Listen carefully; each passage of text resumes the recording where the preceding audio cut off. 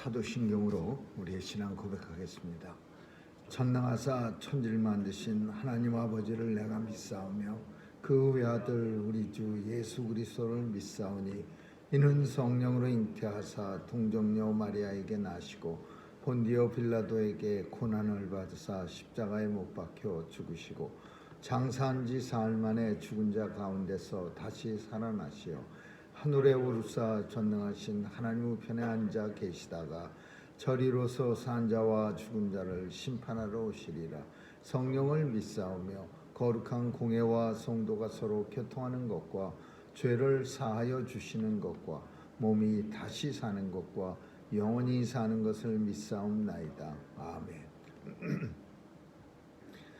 사랑의 하나님, 오늘도 측량할 수 없는 주님의 사랑을 찬양하며 죄전에 나와 무릎 꿇은 죄 백성들 긍휼히 여겨 주옵소서. 새 아침을 맞이할 수 있도록 은혜 주시고 또 특별히 하나님의 자녀로 성령께서 인쳐 주셔서 죄전에 나와 하나님 앞에 간구하며 새날을 시작할 수 있도록 은혜 주심을 감사합니다. 오늘도 간구의 제목마다 들어 응답해 주시고 이루어지는 것 보며 하나님 앞에 영광 돌리는 성도의 삶 살게 해 주옵소서. 하나님 아버지, 죄 백성들 강건하게 지켜주시고 오늘도 사탄 마귀 세력 일절 틈타지 않도록 보호해 주옵소서. 추워지는 날씨에 감기 걸리지 않도록 지켜주시고 또 주께 받은 사명 감당하기에 불편함 없도록 건강하게 보호해 주옵소서. 오늘도 땅끝에 나가 귀한 사명 감당하는 선교사님들에게 은혜 주시고 복음이 효과적으로 잘 증거되어 주님 오시는 그날 속히 도래하게 하여 주옵소서. 하나님의 주신 은혜 감사드리며 날마다 헤아리며 살아갈 수 있는 지혜로운 성도의 삶 살게 해 주옵소서. 자녀들 지켜주시고 하나님이 주신 달란트를 가지고 마음껏 세상에 나가 하나님 나라 확장시키며 견고케 하는 일에 크게 쓰임받는 자녀들로 삼아 주옵소서. 오늘도 우리가 살아가는 미국 땅 축복해 주시고 또 우리의 조국에도 하나님의 은혜를 내려주셔서 온 세상에 주님의 사랑을 널리 증거하는 귀한 나라로 삼아 주옵소서. 감사드리며 예수님 이름으로 기도합니다. 아멘. 오늘 찬양 462장 부르시겠습니다. 462장입니다.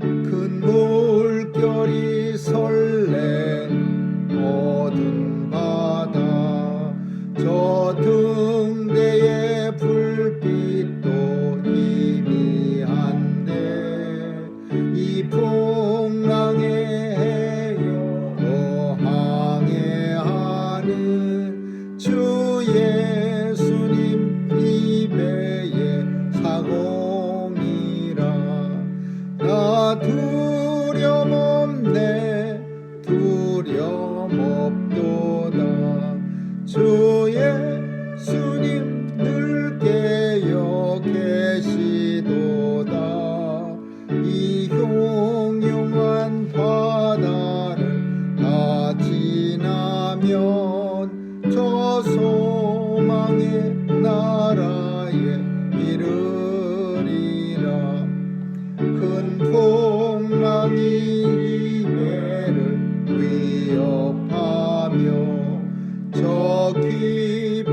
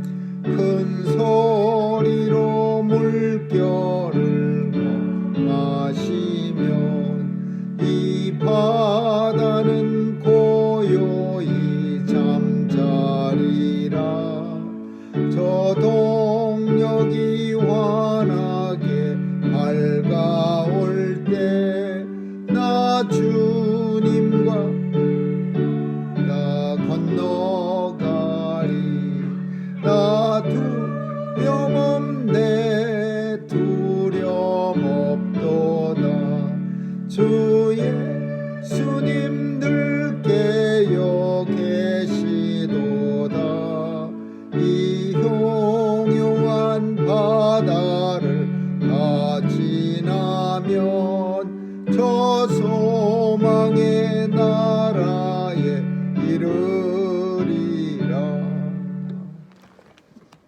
하나님의 말씀은 누가복음 15장 1절에서 10절까지 한 절씩 교대로 읽습니다. 15장 1절에서 10절입니다. 모든 세리와 죄인들이 말씀을 들으러 가까이 나오니 바리새인과 서기관들이 원망하여 그러되 이 사람이 죄인을 영접하고 음식을 같이 먹는다 하더라. 예수께서 저희에게 이 비유로 이르시되 너희 중에 어느 사람이 양 100마리가 있는데 그 중에 하나를 잃으면 99마리를 두고 그 잃은 것을 찾도록 찾아다니지 아니하느냐. 또 찾은즉 즐거워 어깨에 메고 집에 와서 그 벗과 이웃을 불러모으고 말하되 나와 함께 즐기자. 나의 잃은 양을 찾으라 하리라. 내가 너희에게 이르노니 이와 같이 죄인 하나가 회개하면 하늘에서 회개할 것 없는 의인 99을 인하여 기뻐하는 것보다 더하리라. 어느 여자가 10드라크마가 있는데 하나를 잃으면 등불을 켜고 집을 세우며 젖도록 전혀 찾지 아니하느냐. 또 찾은즉 벗과 이웃을 불러 모으고 말하되 나와 함께 즐기자. 잃은 드라크마를 찾았노라 하리라. 내가 너희에게 이르노니 이와 같이 죄인 하나가 회개하며 하나님의 사자들 앞에 기쁨을 이루리라. 아멘. 여기까지 읽겠습니다. 오늘 우리가 읽은 본문의 주 내용은 찾는다입니다. 찾는다. 그리고 찾으면 잔치한다. 읽지는 않았지만은 똑같은 주님이 똑같은 예를 들어서 세 번째 예를 들었는데 그 세 번째는 둘째 아들, 그 못된 둘째 아들 이야기가 주님이 예를 들어서 말씀하시는 오늘 본문이 하고 이어져 있는 겁니다.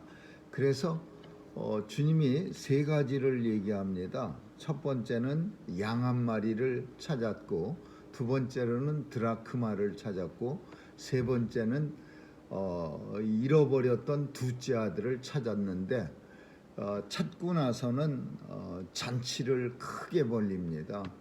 그래서 온 동네 사람들을 불러 모아서 잔치를 벌려서 그 기쁨을 나눕니다. 오늘 첫 번째 잃어버린 이 양은 사실 가만히 이 본문을 읽다 보면 이 양 한 마리 찾았다고 해서 온 동네 사람 다 불러 모으고 잔치하면은 어쩌면은 찾은 양보다도 비용이 더 들어갈 수도 있습니다. 간신히 찾아갖고 열심히 찾았는데도 불구하고 그 양을 찾은 것보다도 더 돈을 많이 들여서 동네 사람들을 다 불러 모아서 잔치를 한다는 거는 이거는 이 찾은 게 얼마나 기쁘다라는 것을 살짝 우리에게 강조하고 있는 그런 모습입니다. 이 사람이 눈이 시뻘겋게 돼서 양 한 마리 잊어버려서 찾았는데 그 양의 가격보다도 더 많이 돈을 들여서 잔치를 한다면은 그러면 사실 찾은 의미가 별로 없는 겁니다. 열심히 찾았는데 찾은 이유는 한 마리 잊어버려서 없어져서 찾은 건데, 그렇지만은 여기서 중요한 거는 찾은 거의 가치보다도 더 큰 기쁨이, 즐거움이 있기 때문에 그래서 사람들을 불러 모아 갖고서 잔치를 열었다, 이런 의미가 담겨져 있습니다. 양은 이스라엘 사람들에게는 자기 가족들하고 같은 그런 겁니다. 그래서 성경에는 양에 대한 비유가 많이 나오는데 자기 가족처럼 양을 갖다가 아주 위하는 그런 유목민들입니다. 그래서 이스라엘 정부가 이 유목민들이 비위생적으로 살아서 그 광야에다가 좋은 이렇게 집 같은 걸 지어줬는데 거기 그 사람들 살고 양을 치라고 그렇게 집을 지어줬는데 이 유목민들이 양을 갖다가 그 집안에다가 집어넣고 자기들은 밖에서 계속해서 텐트에 잤다고 합니다. 그 사람들은 그만큼 양을 갖다가 아주 끔찍히 위하는 그런 사람들이야. 근데 100마리를 키웠는데 그깟 한 마리가 아니라 그 한 마리도 엄청 귀한 거예요. 마치 뭐 자식이 많으면 그 중에 하나가 어떻게 된다 한들 뭐 그렇게 슬프겠느냐 그런데 자식이 아무리 많아도 하나가 잘못되면은 이 세상에 부모치고 슬퍼하지 않을 부모가 세상에 어디 있겠습니까? 그러니까 이 양도 마찬가지로 부모의 심정으로 양을 키운다면 한 마리 잊어버려도 엄청 큰 슬픔이 있고, 그러나 그 양을 찾았을 때는 이제 기쁨이 넘쳐나서 그 양 한 마리 값보다도 더 큰 돈을 들여서 온 동네 사람들과 함께 기쁨을 나눈다라는 거예요. 두 번째로 드라크마는 점점 이 내용이 센 걸로 옮겨갑니다. 가치가 큰 걸로. 처음엔 양이고 두 번째는 드라크마라는 돈의 단위인데, 이 드라크마라는 돈의 단위로는 양을 충분히 사고도 남을 만한 돈이야. 근데 이 드라크마가 어떤 여인이 잊어버렸는데 어떤 주석 속에서는 이제 결혼하기 전에 결혼 신부에게 남편이 마치 다이아몬드 반지를 이렇게 줘서 나와 결혼합시다라고 청혼하는 것처럼 드라크마를 이렇게 실에 꼬여 갖고서 드라크마를 10개쯤 이렇게 실에 꼬여서 신부에게 이렇게 주면서 나와 결혼합시다 그렇게 청혼할 때 사용되어지는 그런 거라고 합니다.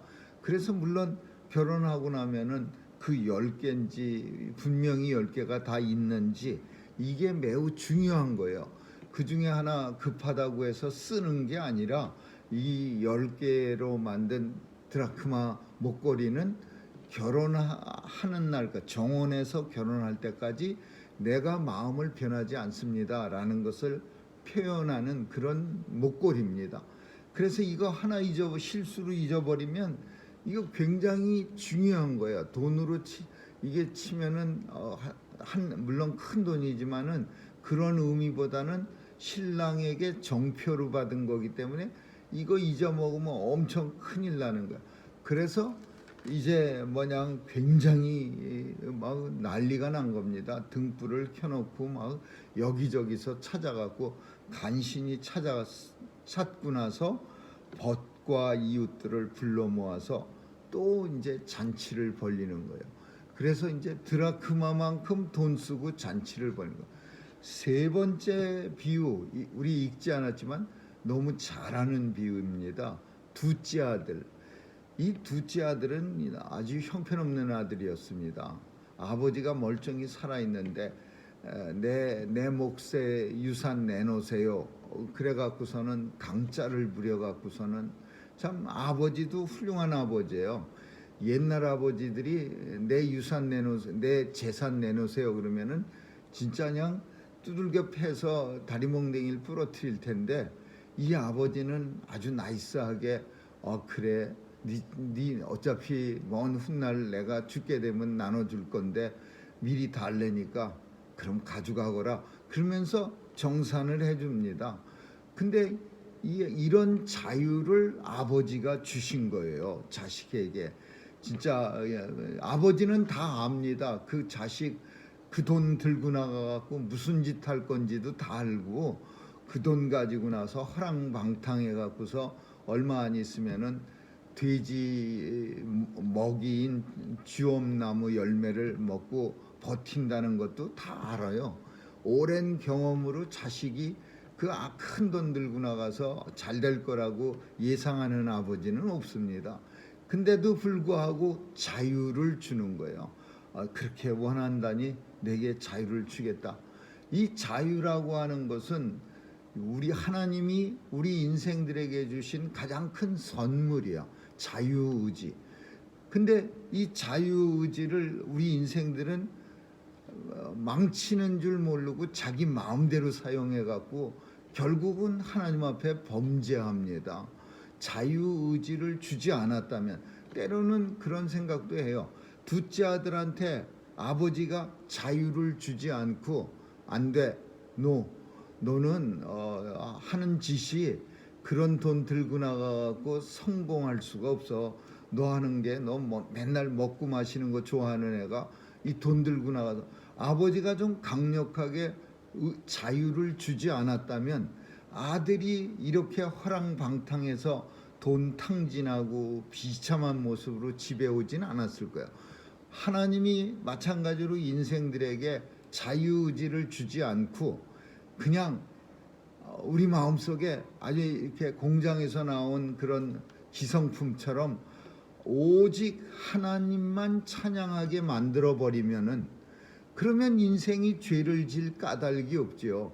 그냥 기계처럼, 또 뭐 공장에서 딱딱 찍어내는 물건처럼 눈만 뜨면 할렐루야, 그리고 뭐 잠만 들어눕기만 해도 할렐루야 하나님 찬양, 그러면 죄를 범하지 못한, 그냥 하나님이 기성품처럼 오직 하나님만 찬양하게 만들어 놓는다면 우리 인생이 범죄하지 않았을 텐데, 근데 하나님은 아담과 하와에서부터 오늘 우리에게 이르기까지 자유를 주십니다. 뻔히 잘못될 줄 알면서도 이 아들에게 자유를 주고 돈 줬은 것처럼 인생들은 자유의지를 줬는데, 이 자유의지가 결국은 이 세상의 모든 인생들을 망쳐놓은 거예요. 하나님이 하지 말라는 짓 골라가면서 하다가 결국 하나님 앞에 정죄를 받아 죽을 수밖에 없게 되고, 그 죽음을 예수 그리스도가 보혈로 대속해 주신 거예요. 근데 이 자유의지는 왜 주셨느냐? 스스로 깨우치는 거예요. 스스로 깨우치고, 두 번째로는 하나님의 크신 은혜를 이 아들이, 둘째 아들이 알아야 돼요. 신나게 다 탕진하고 나서 무슨 생각했냐면, 내 아버지 집에는 먹을 게, 하인들도 종들도 신나게 먹는 게 많은데 내가 여기서 이렇게 돼지하고 같이 경쟁적으로 돼지 먹이를 가지고 다퉈가면서 먹느니 차라리 내 아버지 집에 가서 종처럼 사는 게 편하겠다. 깨달음이 있어야 되는 거예요. 그래서 결국 이 둘째 아들은 용기를 내서, 아버지 보기가 쑥스럽지만 죽지 않으려면 할 수 없이 가갖고, 아버지 더 이상 아들이라 부르지 말고 종이라고 불러주세요. 그리고 종처럼 대우해 주세요. 죄진 인생이 하나님 앞에 나올 때 죄인입니다. 하나님 앞에 하나님이 주신 그 귀한 자유를 내 마음대로 사용하다 죄인이 됐습니다. 더 이상은 아들이라 칭하지 마세요. 우리 하나님 앞에 우리 인생들이 그렇게 나옵니다. 그러나 하나님께서는 너 무슨 소리야? 죄인은 무슨 죄인이야? 내가 내 아들 예수 그리스도를 십자가에 달려 죽이기까지 하면서 그 보혈을 흘려 너를 깨끗하게 씻겼으니 더 이상은 죄인이라고 그러지 말고 하나님 아들이라 그래. 그래서 하나님의 백성들이 하나님의 아들이 되는 거예요. 그리고 깨달음이 있는 거예요. 나는 죄인이지만 하나님께서 나를 아들로 삼아 주셨다. 더 이상은 죄인이라고 나를 부르지 않고 아들로 삼아 주셔서. 근데 이런 과정을 이 아버지는, 둘째 아들이 돌아왔을 때 그 돈 다 쓰고 왔는데도 불구하고 아들을 동구 어귀까지 나가서 기다리고 있는 거예요. 언제나 내 아들 올까? 그냥 온다는 기별도 없는데 올 것만 같아서 그냥 눈이 새빨개져 갖고서는 동구 밖에 나가서 멀리 우리 아들은 오늘이나 올까? 내일이나 올까? 기약이 있는 기다림이 아니에요. 그냥 올 것 같아서 그냥 안절부절하면서 기다리는 거야. 그러다가 아들이 멀리서 어느 날 나타났는데 그냥 맨발로 달려가서 아들을 껴안고 아들은 미안해 죽을 거죠. 뭐 아버지 이러지 마세요. 저는 아들 중에 하나가 아니라 이제 종 중에 하나입니다. 얘야 무슨 소리니? 나는 한 번도 그렇게 널 생각해 본 적도 없고 너는 당연히 내 둘째 아들이다. 이러면서 이 아버지도 그냥 큰 잔치를 벌입니다. 살찐 송아지를 잡아서. 송아지는 아주 비싼 겁니다. 큰 일하다가 힘 없어 갖고 이제 죽기 직전에 손은 딴딴 찔겨서, 덩치는 크지만 질겨서 사람들이 좋아하진 않고, 이 살찐 송아지는 큰 소보다도 더 비싼 송아지야. 근데 그걸 갖다가 잡아갖고서 아들을 갖다가 대접하는 거야. 신나서 그냥 동네 사람 부르고. 이게 하나님 아버지의 마음이야. 기뻐갖고 막 우리 눈에는 아유 그놈의 아들 그거 그냥 다리 몽댕이를 부러뜨려 버리고, 그거 뭐냐, 아버지 멀쩡히 살아있는데 내 재산 내놓으세요. 누가 아버지가 물려줄 유산을 멀쩡히 살아있는데 손을 벌리는 아들이 세상에 어디 있습니까? 일찍 죽으라는 말이지.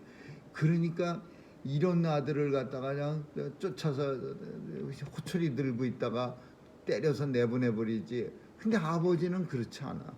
이 둘째 아들이 그냥 너무 좋은 거예요. 그냥 잃었다가 다시 찾았다, 그런 표현을 써서 almost 밖에 나가서 없어졌었는데 이제 다시 찾은 거예요.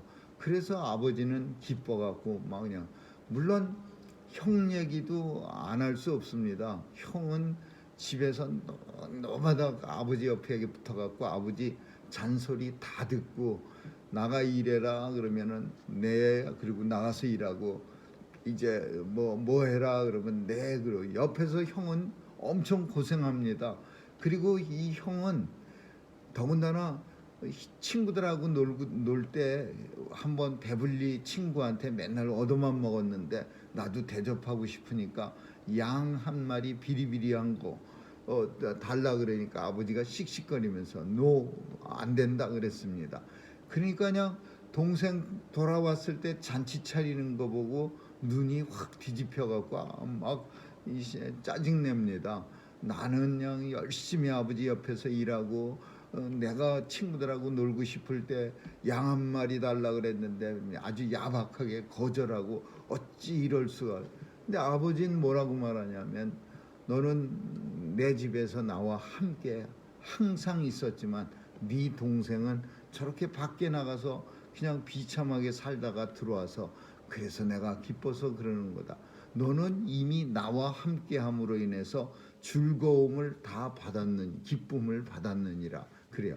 그러니까 형은 집안에 있는, 이게 두 죄인 이야기예요. 집안에 있는 죄인, 그리고 밖에 나가 있는 죄인. 첫째 아들도 아버지한테 죄인이야. 왜? 아버지한테 그렇게 원망하면 안 되는 거죠. 첫째 아들은 집안에서 투덜거리는 죄인이고, 둘째 아들은 밖에 나가서 사고 친 죄인이야. 근데 이 두 죄인 다 아버지한테 용서를 받아야 되는 건데, 둘째 아들은 밖에 나갔다가 심각하게 고생하고 나서 깨달음이 있어 아버지 제가 죽을 죄인입니다 그러는데, 첫째 아들은 아버지 옆에 계속 있어갖고서 죄인이라는 개념이 없어. 그냥 짜증만 가지고 있어. 나는 고생만 했는데, 나는 일을 죽어라고 아버지 말만 열심히 들었는데 어쩌면 이렇게 돼. 바리새인들하고 그 당시 대제사장 종교 지도자들은 하나님 일찍 알아갖고서 하나님을 섬겼지만은 고마움을 모르는 거예요. 그냥 하나님 집에 항상 산다고 하나님이 일찌감치 불렀어요, 이스라엘 백성들을.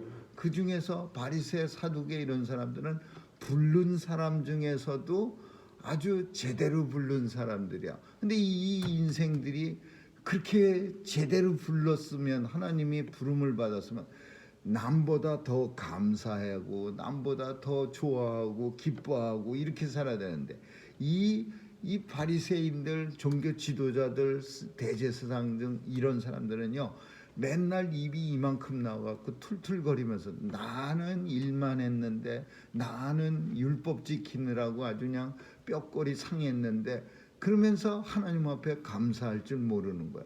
둘째 아들은 한번 사고는 치긴 쳤지만은 돌아오고 나서 아버지 품이 얼마나 행복한지를 내가 깨달았습니다. 나는 더 이상 아들이 아니고 죄인입니다.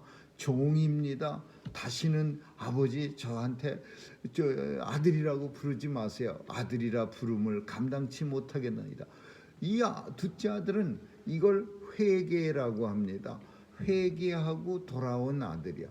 아버지는 누가 더, 우리가 아버지라고 생각해도 누가 더 이쁘고 누가 더 불쌍하냐? 둘째 아들이 불쌍해. 그래, 나가서 고생, 돈 쓰느라고도 힘들지, 돈 쓰는 것도 힘들지, 고생 많이 했어. 그렇지만은 그렇게 너무 그냥 주눅들어 살 필요 없어. 한번 고생했으면 됐어. 그러면서 이 둘째 아들은 불쌍히 여기는 거야. 그러나 첫째 아들 입이 이만큼 나왔고, 나는 이 아들은 이거 보기 싫은 거예요. 이거는 회개도 안 하고 아버지 고마움도 모르고 그냥 옆에서 계속 짜증만 내고 있고, 그럼 아버지는 기쁘지 않은 거예요. 이게 하나님 나라 당시 이스라엘의 이야기이기도 하고 오늘 우리가 살아가는 이야기도 합니다. 하나님은 잃어버린 사람 찾은 걸 의인 99보다 더 기뻐한 거예요. 의인이 99보다 훨씬 기뻐한 거예요. 그러니까 열심히 찾으라. 주님이 열심히 찾기도 하지만 오늘 본문의 결론은 이미 부름을 받은 하나님의 백성들이 열심히 찾아서 하나님의 기쁨을 더해드려라. 그런 교훈입니다. 열심히 양 한 마리 찾아서 주인이 기뻐하는 것처럼 잃어버린 사람, 하나님의 백성들 찾아서 주님이 기뻐하고 그 주님의 기쁨이 이 땅에 사는 성도들의 기쁨이 된다. 큰아들은 사실 둘째가 돌아왔을 때 아버지의 기쁨에 참여해야 되는 거예요. 아버지가 기뻐하면은 나도 기뻐해야 돼요. 내가 큰아들인데, 장남인데 아버지가 저렇게 좋아하시니 참 마음속에 한편으로 섭섭한 마음이 왜 없겠어요. 그러나 훌륭한 아들이라면은 아버지와 같이 함께 기뻐하면서, 야, 동생아 잘 왔다. 그냥 뭐 필요한 거 없니? 아버지 정말 너무 기쁘지요. 이게 멋있는 큰 아들의 모습. 나만 왜 나는 양 한 마리 안 찾아내고, 그래갖고서 자기들끼리 자기만 생각하고 이렇게 끼리끼리만 생각하는 그런 모습의 바리새, 사두개, 대제사장, 종교 지도자들의 모습을 아주 주님이 적절한 비유로 잘 우리에게 말씀해 주셨어요. 오늘 우리는 잃어버린 자, 숨바꼭질하고 있습니다. 하나님의 백성 중에 잃어버린 사람들이 지금 꼭꼭 숨어 있는데, 이 찾는 일에 주님과 함께 동참해서 찾고 나서 주님이 기뻐하면 우리도 함께 기뻐하는 그 큰 즐거움에 참여할 수 있기를 주님의 이름으로 축원합니다. 기도하겠습니다. 좋으신 하나님 감사합니다. 오늘도 주님과 숨바꼭질하는 이 땅에 하나님의 백성들이 많이 있습니다. 우리도 주님처럼 주님과 함께 이 숨어있는 사람들 찾아내서 하나님의 기쁨을 더하고 또 우리의 기쁨이 되게 해 주옵소서. 이 사명 잘 감당할 수 있도록 우리 모두에게 역사해 주옵소서. 감사드리며 예수님 이름으로 기도합니다. 아멘. 주기도문으로 마치겠습니다. 하늘에 계신 우리 아버지여, 이름이 거룩히 여김을 받으시오며 나라에 임하옵시며 뜻이 하늘에서 이룬 것 같이 땅에서도 이루어지이다. 오늘날 우리에게 일용할 양식을 주옵시고 우리가 우리에게 죄 지은 자를 사하여 준 것 같이 우리의 죄를 사하여 주옵시고 우리를 시험에 들게 하지 마옵시며 다만 악에서 구하옵소서. 대개 나라와 권세와 영광이 아버지께 영원히 있사옵나이다. 아멘.